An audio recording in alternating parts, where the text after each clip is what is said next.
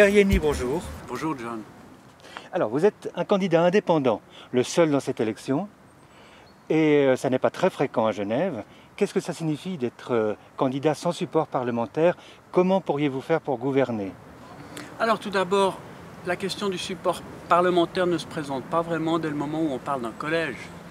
N'est-ce pas? Les décisions qui se prennent au Conseil d'État se font toujours de manière collégiale. Alors l'appui parlementaire, c'est dans le processus législatif, lors des commissions. Mais normalement, le travail en commission devrait se faire sans prise de position partisane. Donc je pense au contraire qu'un indépendant au Conseil d'État est un gage de stabilité et surtout de consensualité. Vous voulez dire qu'il devra plus partager et être partenaire des autres élus? Oui, un candidat indépendant est imprévisible. Il trouve des alliances au sein du Parlement, aussi bien à gauche qu'à droite, parce que son action n'est en principe pas idéologique. Ça dépend encore. Il existe des candidats indépendants. Vous avez connu certainement le Prophète qui s'est présenté à Genève, je crois, lors des 2 dernières législatures, et puis le Bouffon de la République. Oui, qui n'ont pas eu beaucoup de voix. Oui, c'était peut-être plus pour le gag, j'imagine. Vous voyez très différemment votre propre candidature d'indépendant? Oui, alors il suffit de visiter un peu mon site pour voir que je suis vraiment... j'ai pas un profil extrêmement affirmé ni à droite ni à gauche, mais j'ai quand même clairement une tendance libérale, ça se ressent à peu près dans tous mes discours. Qu'est-ce que ça signifie pour vous d'être libéral? Alors un libéral au sens où on l'entend dans les pays d'Europe, contrairement aux États-Unis où les libéraux représentent plutôt la gauche, c'est la responsabilisation individuelle et la défense des libertés des citoyens. Donc moins de carcans législatifs, un peu moins d'État, un État plus efficace. Vous êtes chef d'entreprise. On a beaucoup et régulièrement eu des avocats comme magistrats à la plus haute fonction à Genève. C'est assez peu fréquent d'avoir un indépendant qui soit en même temps chef d'entreprise. Comment allez-vous gérer cela en tant que chef d'entreprise entre votre profession et le Conseil d'État? Alors vous savez que lorsqu'on prend un mandat de conseiller d'État, on doit abandonner toutes ses activités lucratives. Pour moi, ce n'est pas un problème, en ce sens que depuis déjà plusieurs années, j'ai délégué et je n'ai plus que des fonctions administratives au sein de diverses sociétés que je ne serais pas susceptible d'abandonner ou que je pourrais éventuellement aussi déléguer. Ceci dit, vous parlez d'entrepreneurs au sein du Conseil d'État. Il y en a eu quelquefois. S'il y en a peu, je pense que c'est surtout lié au fait qu'ils se découragent vite devant l'inertie de l'administration. Un entrepreneur a envie que ça bouge, que ça avance, et je pense que c'est la raison pour laquelle on n'en voit pas souvent qui se présentent en tant qu'indépendants. Ils viennent, en principe, il y a des professions libérales, d'entrepreneurs qui présentent des candidats, mais qui sont vraiment au sein de l'appareil politique et qui font partie d'un groupe. En tant que leader professionnel, est-ce que vous êtes performant? Est-ce que vous saurez l'être au Conseil d'État? Alors, bon, c'est peut-être pas à moi de le dire, mais il suffit de regarder les résultats. À Taxiphone, par exemple, pour donner que cet exemple le plus récent de ce que j'ai entrepris, en l'espace de 4 ans, on a fait exploser le résultat et le rendement de la société qui n'a jamais rapporté de bénéfices durant ces 50 premières années. Je crois que le meilleur témoignage que vous puissiez obtenir sur mes qualités d'entrepreneur, c'est en allant interviewer les chauffeurs qui ont travaillé pour moi. Ils sont nombreux à se battre pour venir travailler au sein de mon entreprise. Ils sont non seulement contents des conditions que je leur propose, mais surtout de la gestion humaniste de l'entreprise que je peux leur offrir. Vous parlez de votre entreprise. Les taxis ont parfois mauvaise réputation. Est-ce que c'est justifié? Pourquoi cette réputation? Alors c'est vrai, les taxis, la police, ce sont des corporations qui ont une grande visibilité et qui sont très facilement soumises à la critique. Il est intéressant d'observer, notamment lors des commentaires dans les journaux, sur 100 commentaires, on a 95 commentaires négatifs et les 5 commentaires positifs sont en principe émis par des clients qui utilisent régulièrement nos services. C'est quand même étonnant qu'un client qui utilise régulièrement le taxi est content et que celui qui le prend occasionnellement est furax. Ça m'interpelle.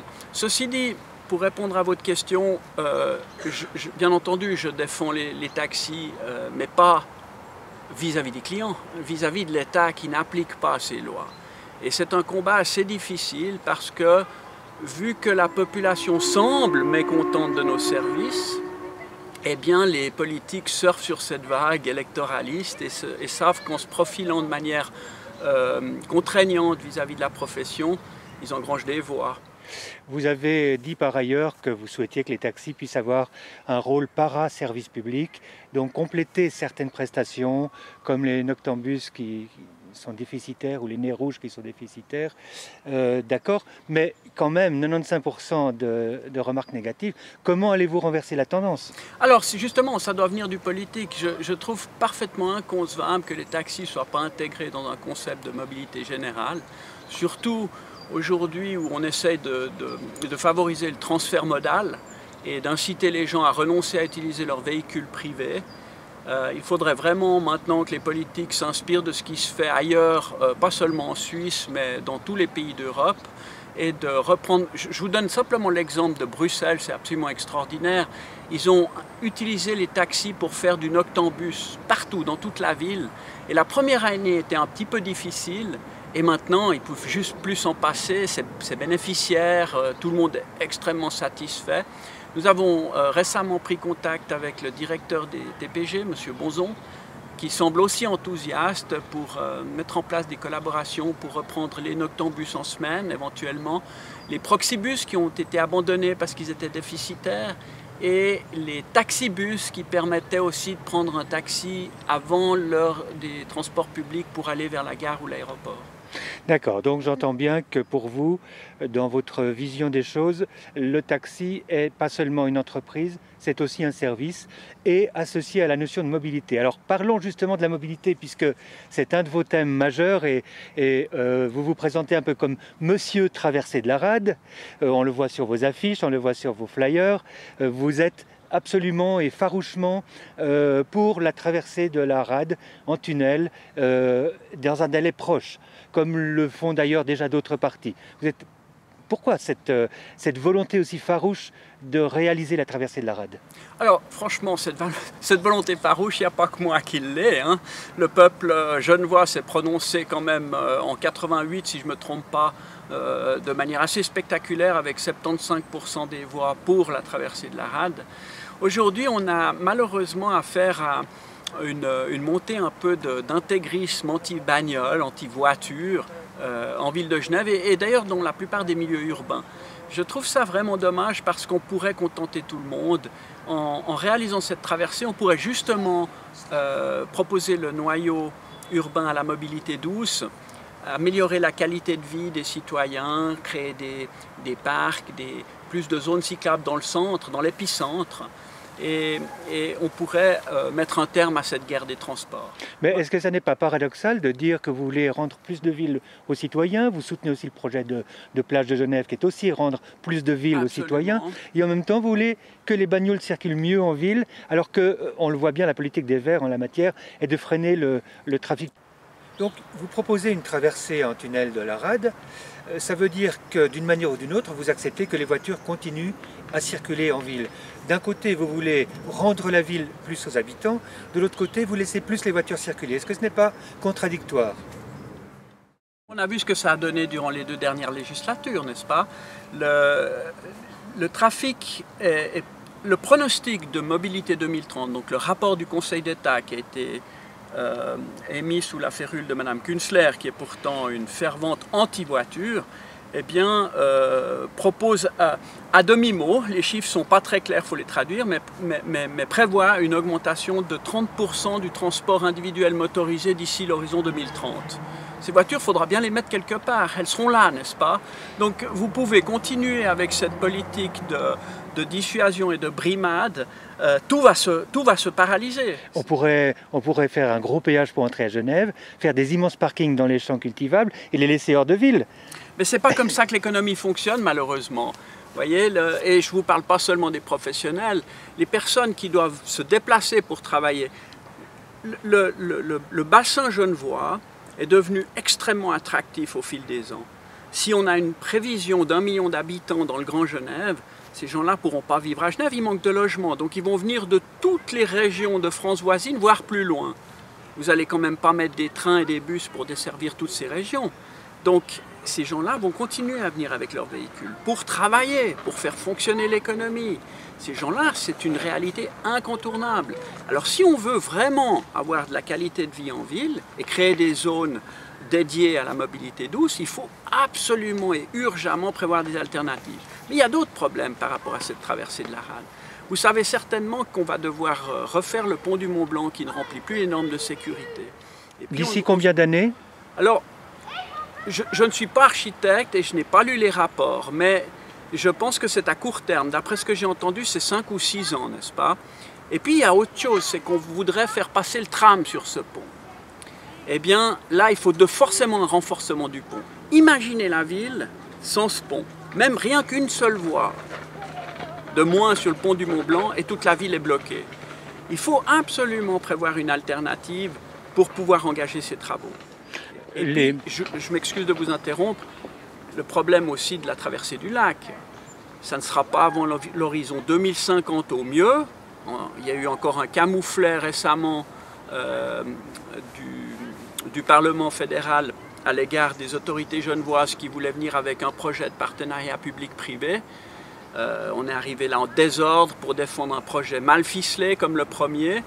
Et moi, je pense que ni vous ni moi ne verrons de notre vivant cette traversée autoroutière du lac. Donc la traversée de la Rade s'impose urgemment. Les services de Madame Künzler, actuelle conseillère d'État écologiste à la mobilité, ne parlent quasiment pas du tout de cette réfection du pont, ne donnent pas aux citoyens d'informations dessus. Ils ne disent pas comment, en effet, on va gérer l'étape de la réfection s'il n'y a pas d'autres traversées. Donc, concrètement, comment voyez-vous les choses si vous êtes élu au Conseil d'État au mois de novembre à Genève? Comment précisément mettez-vous en place un calendrier pour que les choses bougent? Alors, bon, en termes de mobilité, j'ai un programme assez précis qui s'articule en 4 points. Je vais vous en parler tout de suite. Mais je pense qu'un conseiller d'État, la première chose qu'il fait quand il rentre en fonction, c'est surtout qu'il consulte les principaux concernés.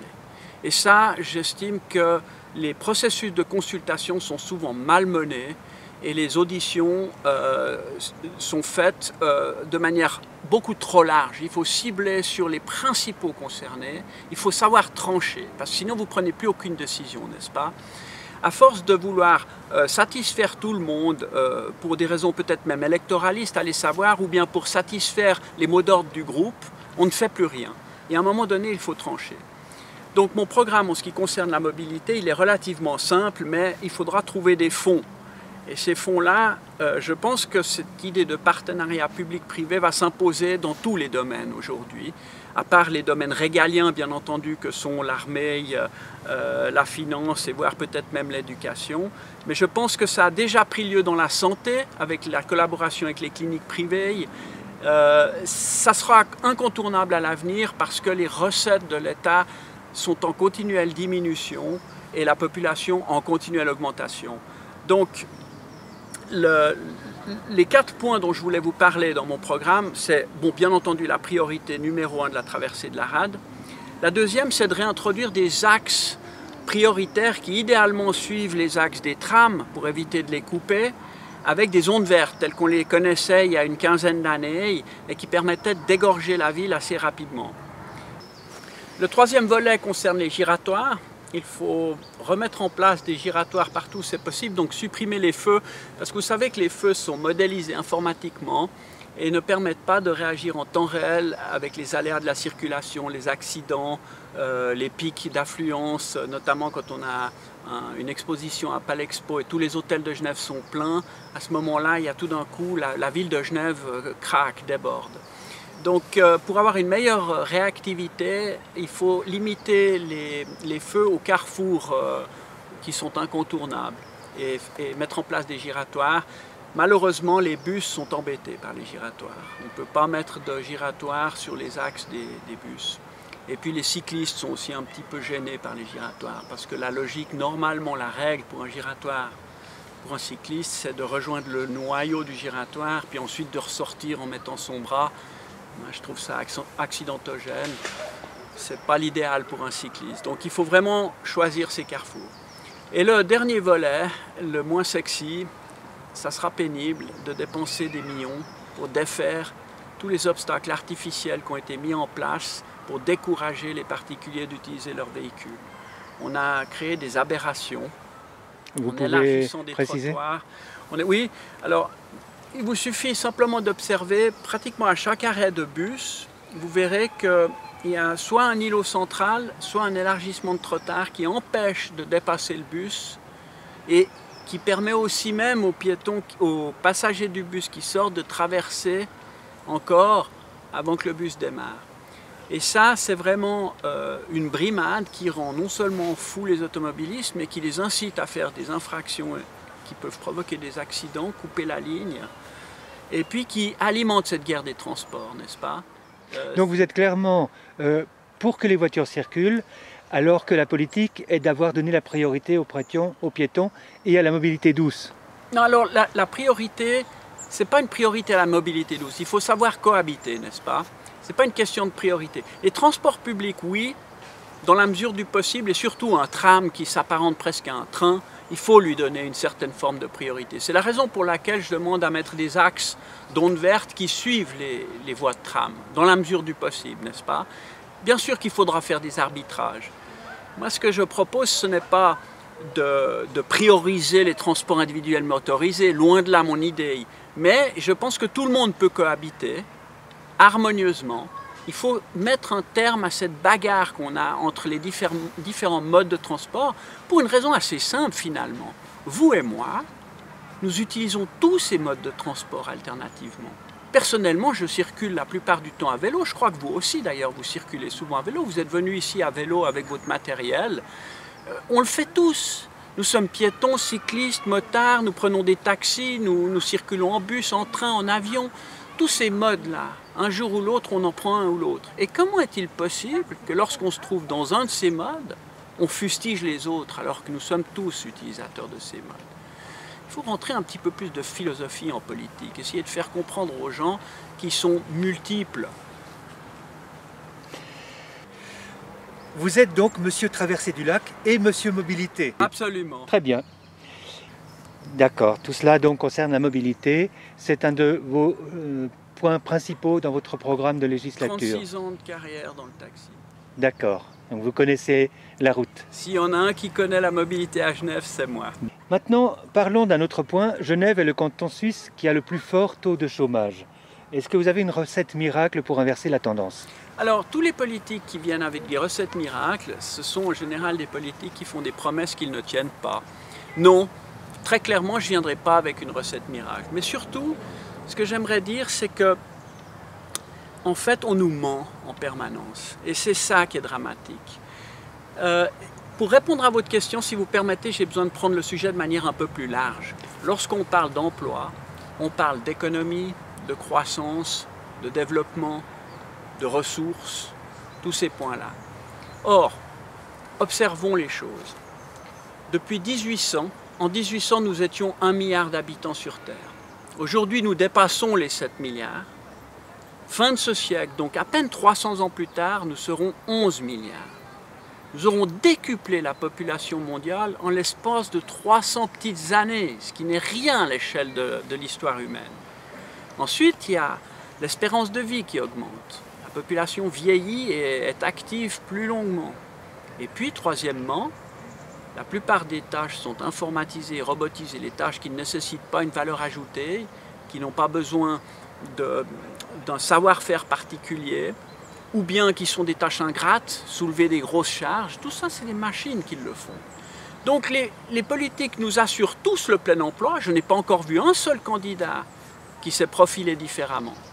Or, dans la réalité des faits, c'est juste un immense mensonge. Donc il va falloir petit à petit se préparer à un changement de paradigme et envisager le partage du travail, de manière à ce que tout le monde puisse travailler. Ça veut dire qu'il va falloir non seulement importer des entreprises, mais que certaines personnes travaillent plus. Il faudrait trouver un mécanisme qui permet aux entreprises d'engager plus de personnel sans que ça leur coûte plus cher. Donc il faudra que les gens travaillent moins. Ça n'a pas donné un grand résultat en France avec les 35 heures. Et en plus, il faudra peut-être alors renvoyer quelques frontaliers. Non, mais ce n'est pas une question de frontalier. Comme je viens de vous le dire, c'est une question mondiale.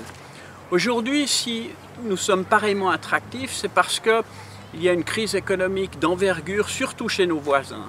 Mais cette crise va aller en s'amplifiant dans le monde entier pour une raison relativement simple. Comment voulez-vous proposer une croissance illimitée et débridée dans un monde fini? Le globe terrestre est un monde fini, avec une explosion démographique telle que je viens de vous décrire tout à l'heure, avec ces 3 paramètres incontournables. Il va falloir qu'on commence à écouter un peu les économistes, genre Jeremy Rifkin, qui prévoient la fin du travail. On se dirige vers un monde où il faudra envisager à vivre plus qualitativement, vers une certaine forme de prospérité qui n'a plus grand-chose à voir avec la croissance et la consommation débridée des ressources. Concrètement, est-ce que vous avez au moins une idée d'un mécanisme à mettre en place pour aller dans le sens de ce que vous dites? Alors malheureusement, bien sûr qu'il existe des mécanismes, mais c'est surtout d'abord une prise de conscience philosophique, et puis surtout elle doit se faire à l'échelle planétaire. Vous ne pouvez pas, dans un petit pays du monde, prendre des décisions draconiennes qui vont dans un sens comme l'a essayé de le faire la France, alors que partout autour on continue à promouvoir une compétition débridée et acharnée. Je veux bien qu'il faut une prise de conscience philosophique, mais de ce que je comprends, vous n'avez pas de proposition pour Genève. Alors moi surtout, ce que j'aimerais bien expliquer aux citoyens, c'est que les politiciens leur mentent. Ils sont en train de prévoir, tous les politiciens prévoient le plein emploi. Ça leur fait une belle jambe, hein. Mais c'est un mensonge. Alors peut-être que ça leur permet d'être élus, mais ça reste un mensonge. Et après, lorsqu'ils devront faire état de leur mandat, de leur bilan, eh bien, espérons quand même que les citoyens sanctionneront ces candidats qui se sont profilés sur des mensonges. On parle beaucoup de l'insécurité à Genève. Quelle est votre position sur cette question? Certains sondages montrent que les gens s'estiment avec un niveau d'insécurité relativement élevé. Qu'avez-vous à dire et qu'avez-vous à proposer par rapport à la sécurité, qui est un thème que beaucoup de gens n'osent pas aborder parce qu'il fait peur, et d'autres l'abordent avec une tension extrême. Quelle est votre position? Alors surtout en ce moment, avec le drame d'Adeline, effectivement, tout le monde se profile aussi politiquement sur ces thèmes. Moi, je suis particulièrement démonté contre les médias qui exacerbent le sentiment d'insécurité. Parce que si l'on regarde les chiffres, durant ces 25 dernières années, la criminalité a baissé à Genève, toutes catégories confondues, que ce soit les cambriolages, les agressions à l'arme blanche, voire les meurtres. Donc clairement, on alimente ce sentiment d'insécurité. Je ne sais pas exactement pourquoi. En tout cas, la presse joue un grand rôle là-dedans. Maintenant, je pense qu'aussi nous devrions faire preuve de beaucoup plus d'intransigeance vis-à-vis des récidivistes et des criminels lourds. Nous sommes en Suisse, étonnamment, nous jouons souvent un peu les victimes, on est des gentils. Il suffit de regarder ce qui se passe rien que de l'autre côté de la frontière. Il y a vraiment... les peines sont beaucoup plus lourdes, les prisons sont beaucoup moins confortables. On a l'impression que... Rappelez-vous cette histoire des 4 mètres carrés à Chandelot. Un détenu a obtenu, si je ne me trompe pas, 200 francs par jour d'indemnisation parce qu'il n'avait que 3,82 mètres carrés dans sa cellule avec télévision, chauffage, etc. Non mais, on croit rêver. Vous allez dans n'importe quel autre pays du monde, vous êtes dans une cellule avec des murs humides, les toilettes dans la cellule, un matelas avec les ressorts du sommier qui percent à travers, s'il y a un sommier. Et puis chez nous, on vient jouer les victimes et puis on se culpabilise de ne pas donner des conditions décentes d'internement à ces voyous. Excusez-moi, je pense vraiment qu'il y a quelque chose à faire avec notre code civil. Il faudrait revenir à des peines beaucoup plus lourdes. Ceci dit, les petits criminels, je pense aux petits dealers de rue qui sont finalement des victimes, les petits tireurs comment est-ce qu'on appelle ça, les tireurs, aidez-moi, ceux qui prennent les sacs. Là, les zizous, les machins comme ça. Les voleurs à la tire. Voleurs Voleurs à la tire. Ces petites choses-là, il faut trouver des moyens autres que l'incarcération. Parce que l'incarcération, c'est bien joli, mais après, il y a les mesures de réinsertion, il faut retrouver du travail. Les employeurs sont réticents à engager des gens qui ont fait de la prison. Donc, pour ces gens-là, il existe des solutions même technologiques du genre du bracelet électronique, des tâches d'intérêt public, etc., qui permettent immédiatement à la personne de s'amender de sa faute et même peut-être de trouver un travail parce qu'il va être immédiatement dans ce monde du travail. D'accord, donc plus de peine pour les gros criminels et des solutions plus innovantes et plus souples pour les petits délinquants. On entend bien que la criminalité et l'insécurité est plus amplifiée virtuellement qu'elle n'est réellement. Exactement. On peut encore rentrer chez soi le soir à 10 h sans se faire agresser au couteau. Écoutez, moi, en tant que chauffeur taxi depuis 36 ans, j'ai rarement pris quelqu'un à qui c'est arrivé, ce genre d'aventure que vous relatez. D'accord. Que pensez-vous, un point encore, que pensez-vous de la politique qu'avait menée Mme Rochat en proposant le renvoi des petits délinquants dans leur pays d'origine avec un petit pécule? Mais ça, c'est la politique des bisounours. Comment voulez-vous qu'un Maghrébin qui vient chez nous parce qu'il n'a pas trouvé de travail chez lui, parce que c'est souvent ça, hein. Dans le taxi, on a à peu près 60 à 70% de Maghrébins qui travaillent dans le taxi. Ils ont, eux, la chance d'avoir un travail. Ils ont passé le permis, tant mieux pour eux. Mais ceux qui arrivent ici sans moyens et qui font de la petite délinquance pour vivre au quotidien, vous leur donnez 1000, 2000, 3000, même 10 000 francs. Ils les ont déjà dépensés, ils y sont endettés. Ils doivent nourrir la famille, ils envoient du pécule chez eux.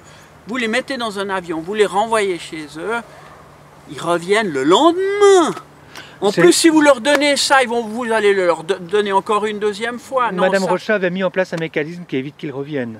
Oui, mais alors, parce que vous croyez que ces gens-là, ils reviennent officiellement? Franchement. Beaucoup de gens souffrent à Genève, ont des vies difficiles par la maladie, par l'âge, pour différentes raisons. Est-ce que vous pensez à eux? Mais bien évidemment, on ne peut pas caracoler en tête des pays qui ont la plus belle qualité de vie et puis pas s'occuper de ces plus démunis. Ceci dit, je pense qu'une des solutions, ce serait de mettre en place des systèmes d'aide à domicile. Ça existe déjà, mais ce n'est pas assez systématique. Les personnes âgées n'ont pas du tout envie d'aller finir leur vie dans des mouroirs et on pourrait faire des petits postes de jeunes ou de chômeurs qui pourraient aider ces gens à aller faire leurs courses, les leur ramener, passer un peu de temps avec, sociabiliser et recréer un environnement socio-affectif favorable pour ces personnes pour qu'ils terminent leur vie décemment et de manière plus agréable qu'en étant isolés dans ces mouroirs. Monsieur Yenny, vous êtes candidat au Conseil d'État à Genève. Vous faites une campagne que l'on pourrait qualifier de discrète peut-être par rapport à d'autres qui sont dans la rue à serrer des mains. D'autres diraient moins racoleuse. Vous avez écrit quelque part qu'il faut vous mériter. C'est du premier ou du deuxième degré? Bon, ben, bien entendu que je rigole un petit peu. C'est vrai que je suis assez sûr de mes qualités, sinon je ne me présenterais pas à un tel poste. Mais de là, aller serrer des mains dans des stands au Mollard et promettre aux gens et leur dire ce qu'ils ont envie d'entendre, parce que c'est exactement de ça qu'il s'agit, et puis ensuite aller se targuer d'être proche de la population et à l'écoute, ça, je trouve ça énorme. Moi, je suis proche de la population, ça fait 36 ans que je conduis des taxis. Je sais parfaitement quels sont les mots des citoyens genevois. Je les entends tous les jours. Ils se confessent presque à moi dans le taxi. Bon, je ne travaille plus tous les jours, c'est vrai, mais je peux vous assurer qu'au long de ma carrière, s'il y en a un qui était proche des préoccupations des gens, c'est bien moi. Donc je ne vais pas aller faire semblant de les écouter sur la voie publique et serrer des mains. Pierre Yenny, si vous êtes élu au mois de novembre, quelles seront vos premières décisions? Alors, vous savez comment ça se passe. D'abord, le collège se répartit les départements, il les remanie, hein. Donc déjà là, il faudrait que je puisse obtenir idéalement le département de prédilection, c'est la mobilité. Ceci dit, j'ai aucun souci avec les autres départements, si ce n'est les finances, parce que ce n'est pas vraiment mon domaine. Mais c'est bon, l'idée c'est de fonctionner avec un collège. Donc le premier travail, ce sera de prendre nos marques, savoir comment on se répartit le travail, comment on va fonctionner ensemble. Ensuite, la toute première priorité, ça va être d'écouter les gens qui vont nous sauter dessus. Parce que je vous rappelle que des projets de loi, il y en a dans tous les sens. Et les gens se plaignent de ne pas être écoutés. Donc la première chose, ça va être ces consultations, d'entendre les gens, entendre ce qu'ils ont à dire, ce qu'ils attendent de vous. Et ensuite prendre des décisions en connaissance de cause. Pierre Yenny, peut-être à bientôt en tant que conseiller d'État. J'espère, ça peut bouger, on ne sait jamais.